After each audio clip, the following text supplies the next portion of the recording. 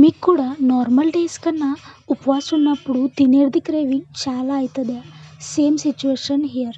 Hello guys, good morning. ఇవాళైతే day 8 of Navratri ఉండే.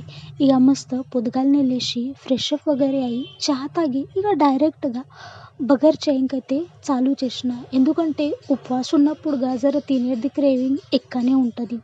మీకు కనుక బగర్ది ఫుల్ రెసిపీ కావాల్సి ఉంటే నేను యూట్యూబ్లో అప్లోడ్ చేసిన, ఒకసారి చూడండి.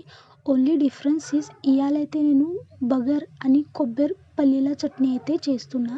కానీ యూట్యూబ్లో అయితే నేను బగర్ అని టమాటా చట్నీ లేకపోతే టమాటా చారు ఏం కూడా అనొచ్చు, దాని సార్తో అయితే వీడియో ఉన్నది.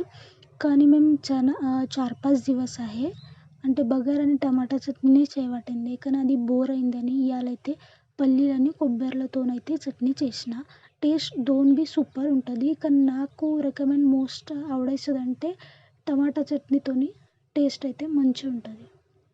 ఈ రెసిపీని మీరు కూడా ఒకసారి ట్రై చేయండి. టేస్ట్ మాత్రం సూపర్ ఉంటుంది.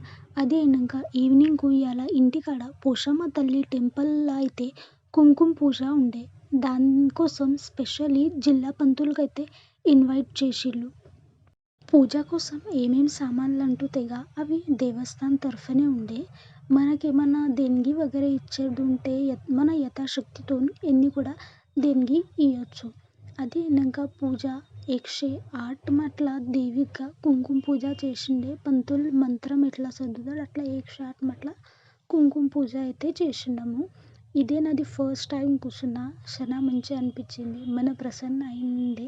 ఇట్లా ఉండే ఇవాళ నా డే. వీడియో కనుక నచ్చితే share and follow me. Thank you so much for watching. Bye bye. మళ్ళీ కలిసాం నెక్స్ట్ బ్లాగ్లో.